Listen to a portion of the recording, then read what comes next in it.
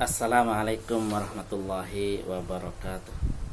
Bismillah, alhamdulillah, wassalatu wassalamu ala rasulillah Sayyidina Muhammadin ibn Abdillah wa ala alihi wa ashabihi wa mawala wa la hawla wa la quwata illa billah, amma ba'd.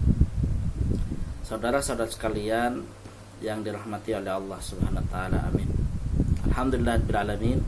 Kita bersyukur kehadirat Allah subhanahu wa ta'ala, sampai detik ini Allah masih hidupkan kita, Allah sehatkan kita, Allah berikan kepada kita nikmat kesehatan, nikmat kesempatan, sehingga terus bisa beribadah kepada Allah SWT, terus bisa memberikan manfaat kepada sesama insyaAllah, sampai nanti kita menghadap Allah SWT.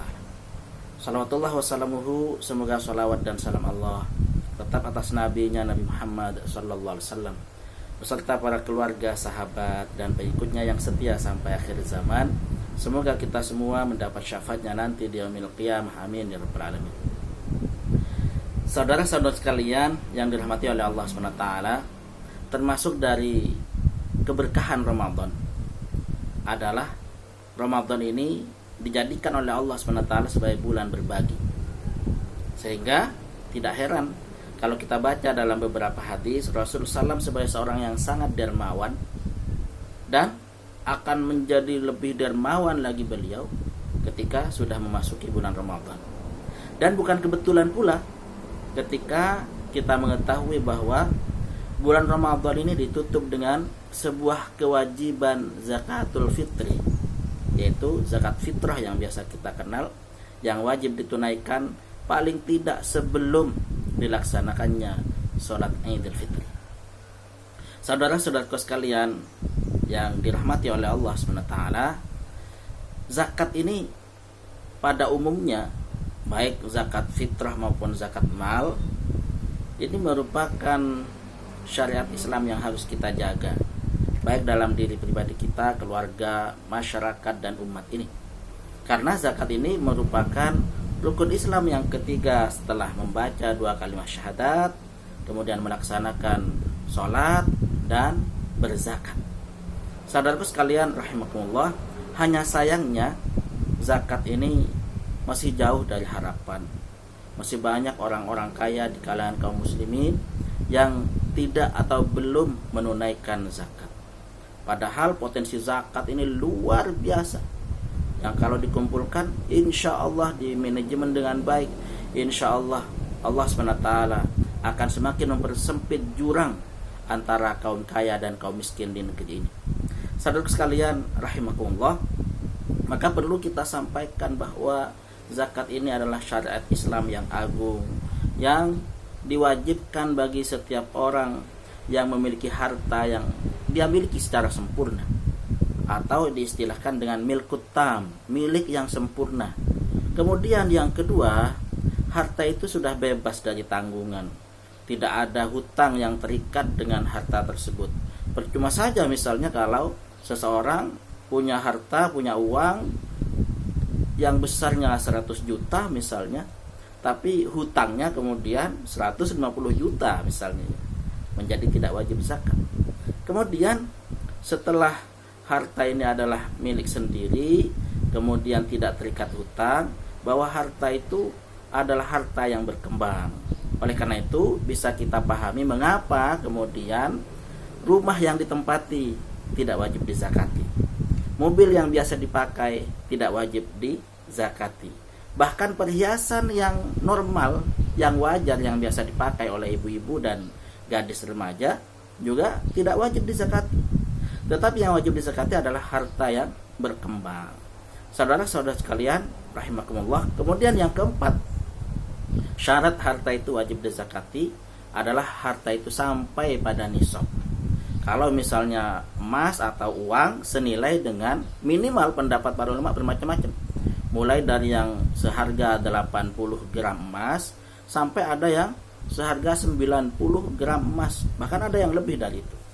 Atau katakanlah misalnya 80 gram emas.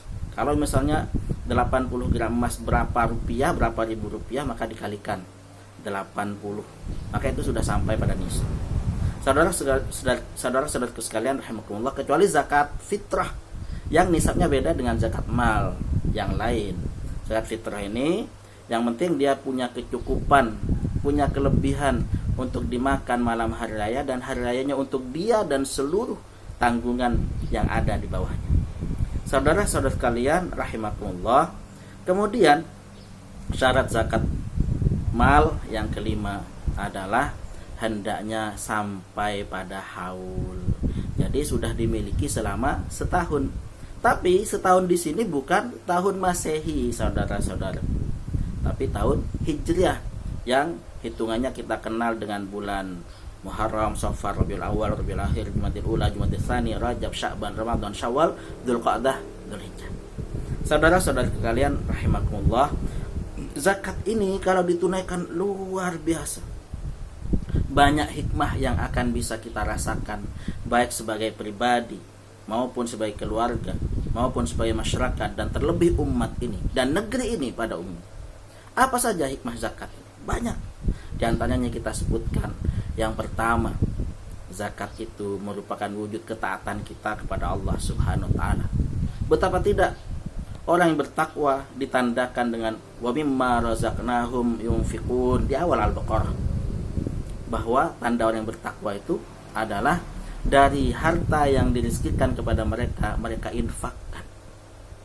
Kemudian yang kedua, hikmah zakat berikutnya, zakat ini merupakan wujud syukur kepada Allah SWT. Syukur itu bahasa Indonesianya terima kasih.